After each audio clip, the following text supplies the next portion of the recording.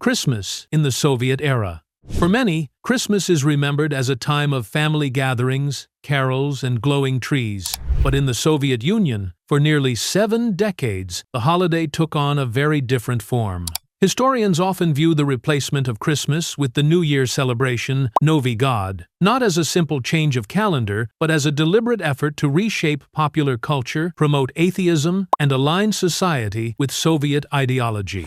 As early as the 1920s, the Bolshevik government advanced a policy of scientific atheism.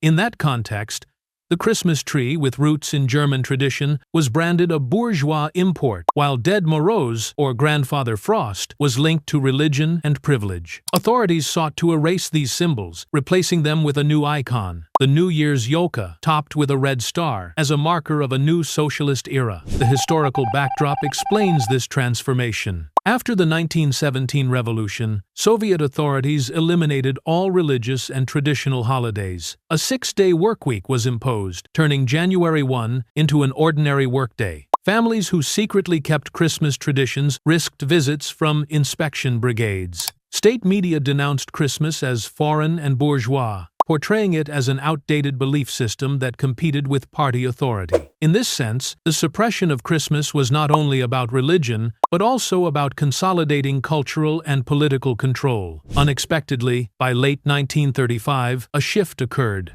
Pravda published an editorial urging to have a New Year's tree for our children. Written by a senior Ukrainian official, it paved the way for the tree's reintroduction, this time under a secular banner. Guidelines soon circulated on how to decorate yoka with red stars instead of the Star of Bethlehem. Schools, youth clubs, and workplaces organized celebrations, reframing the holiday as a socialist festival.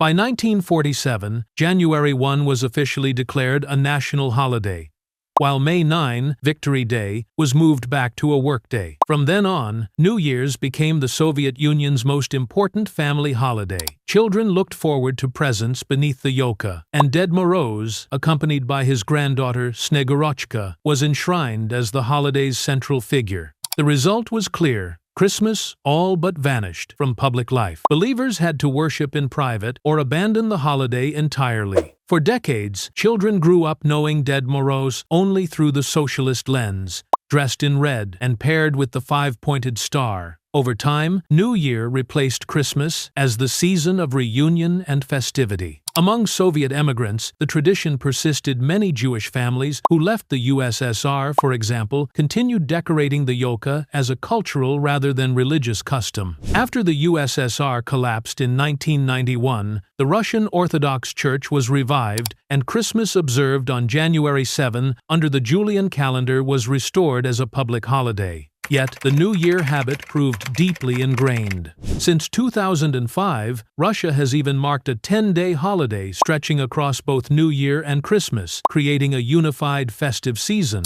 This shows how state power can reshape traditions, but also how popular culture adapts and blends old with new. Today, Russians may celebrate with both Santa Claus and Ded Moroz, balancing local tradition with global influence. The cultural legacy is still visible. Each year, a massive yoka is erected in Red Square, often adorned with Soviet-era emblems like the Red Star or hammer and sickle. The town of Veliky Ustyug markets itself as Ded Moroz's official home, even offering a postal service for children's letters. For scholars, these traditions illustrate how the state transformed a religious holiday into a secular festival, while also demonstrating the resilience of rituals when placed in new political contexts. Looking back, the Soviet story of Christmas is more than a cultural footnote. It is a vivid example of the interplay between power and tradition.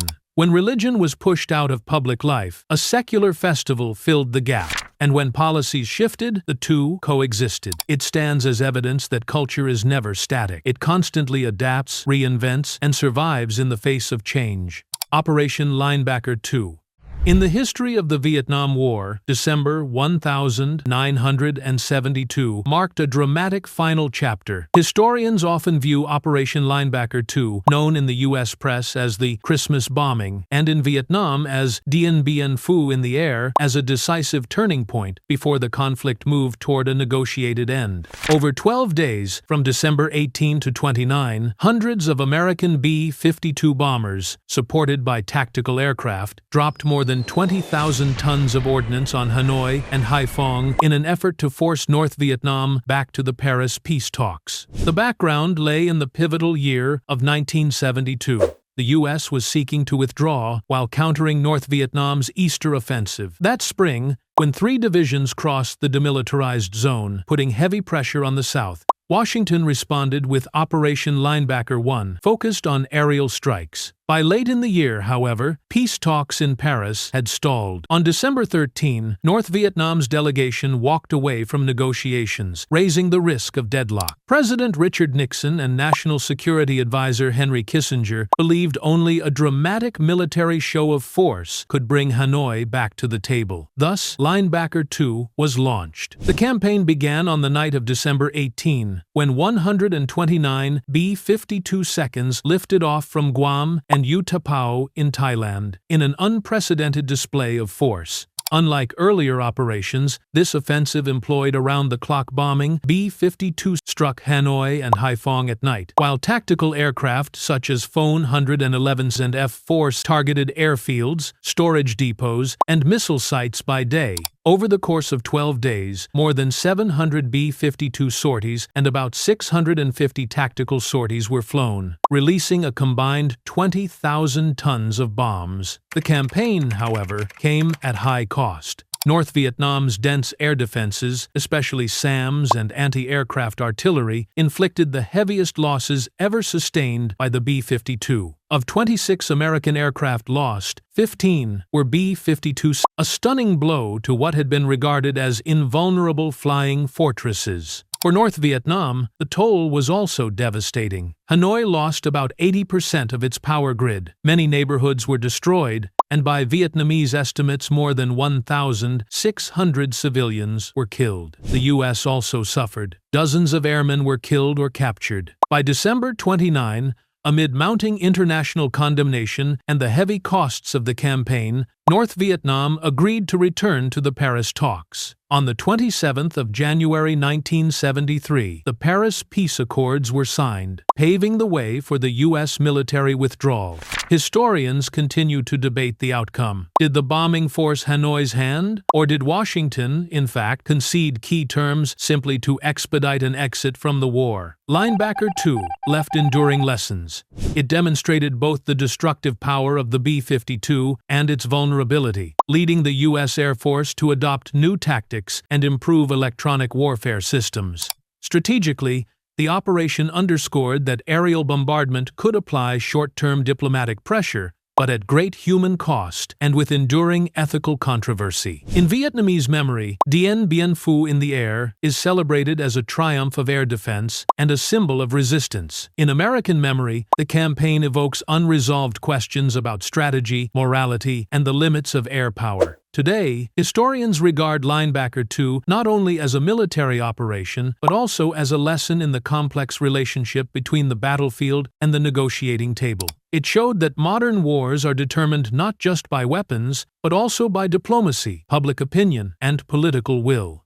Christmas amid the famine. Christmas 1933 Ukraine is remembered not with joy, but with the tragedy of the Holodomor, the man-made famine of 1932 to 1933. In what had long been known as the breadbasket of Europe, the season of family gatherings and sacred traditions became instead a time of despair, as state grain requisition brigades swept through villages, seizing even the last scraps of food. After consolidating power, Stalin's government sought absolute control over Ukraine. Forced collectivization compelled peasants to surrender their land and livestock to collective farms. Those who resisted were branded kulaks, wealthy peasants, and faced deportation, imprisonment, or execution. At the same time, the state imposed impossibly high grain quotas. To enforce them, the infamous Law of 5 ears of grain was introduced, allowing imprisonment or punishment for anyone, even children, caught gleaning food from collective fields. By early 1933, border blockades and an internal passport system prevented peasants from leaving their villages to find food. Thousands of communities were placed on blacklists, meaning they were encircled, cut off from supplies, and left to starve. That winter turned into a nightmare.